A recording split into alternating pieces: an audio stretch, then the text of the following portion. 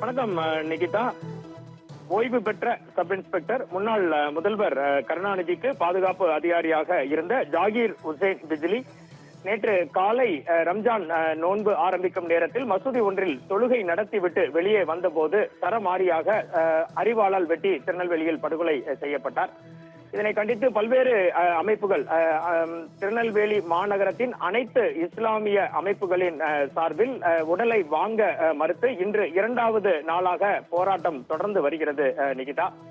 இதனை அடுத்து திருநெல்வேலி மாநகர காவல் ஆணையாளர் டிஐஜி அந்தஸ்தில் இருக்கும் சந்தோஷ் ஹதிமணி தற்போது அவர்களுடன் பேச்சுவார்த்தை நடத்தி வருகிறார். இதுவே களத்தில் இருக்கும் முக்கிய தகவல்.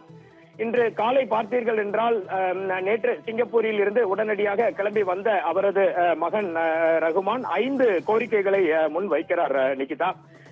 இதில் பல முறை புகார் அளித்தும் நடவடிக்கை மேற்கொள்ளாத அப்போது திருநெல்வேலி உதவி ஆணையாளராக இருந்த செந்தில்குமார் என்பவர் மீதும் டவுன் காவல் நிலைய ஆய்வாளராக இருந்த கோபாலகிருஷ்ணன் இருவர் மீதும் துறை ரீதியாக உடனடியாக நடவடிக்கையினை தமிழக அரசு மேற்கொள்ள வேண்டும்.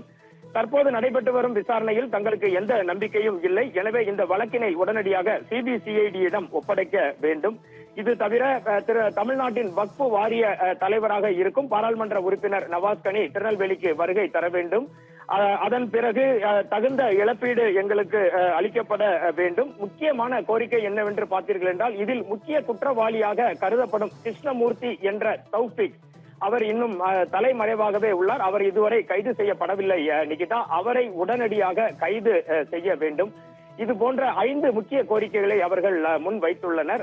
இதில் பார்த்தீர்கள் என்றால் நேற்று காலை இந்த சம்பவம் நடந்த பிறகு நேற்று மதியம் போல திருநெல்வேலி நீதிமன்றத்தில் கார்த்திக் என்பவரும் அக்பர் ஷா என்பவரும் 2 பேர் சரண் அடைந்தார்கள். அவர்கள் 2 பேரும் நீதிபதியின் உத்தரவுப்படி தற்போது பாளையங்கோட்டை சிறையில் அடைக்கப்பட்டிருக்கின்றனர். இது தவிர இதில் சம்பந்தப்பட்ட அனைவரையும் கைது செய்ய வேண்டும். இது போன்ற கோரிக்கைகளை மறைந்த பிகிலியின் உறவினர்கள் முன்வைக்கின்றனர். இன்று காலை முதற்கட்டமாக பேச்சுவார்த்தை நடத்த சென்ற திருநெல்வேலி டவுன் உதவி ஆணையர் அஜிக்குமார் மற்றும் திருநெல்வேலி மாநகர மேற்கு மாவட்ட துணை ஆணையர் கீதா ஆகியோர் பேச்சுவார்த்தை நடத்த சென்ற போது அவரது உறவினர்கள் இந்த அதிகாரிகளிடம் நாங்கள் பேச்சுவார்த்தை நடத்த மாட்டோம், உயர் அதிகாரியான திருநெல்வேலி மாநகர ஆணையாளர் சந்தோஷ் ஹதிமணி வந்தால்தான் பேச்சுவார்த்தையை நாங்கள் நடத்துவோம், அதுவரை உடலை பெற்றுக் கொள்ள மாட்டோம் என தெரிவித்ததன் அடிப்படையில் உடனடியாக திருநெல்வேலி மாநகர ஆணையாளர் சந்தோஷ் ஹதிமணி தற்போது அவர்களது இடத்திற்கு வந்து அவர்களுடன் பேச்சுவார்த்தை நடத்தி வருகிறார்.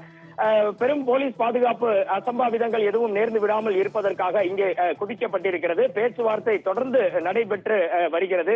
இதுவே தற்போது இருக்கும் கள நிலவரம் நிகிதா. தொடர்ந்து செய்திகளை பதிவு செய்து வருகிறோம் நிகிதா.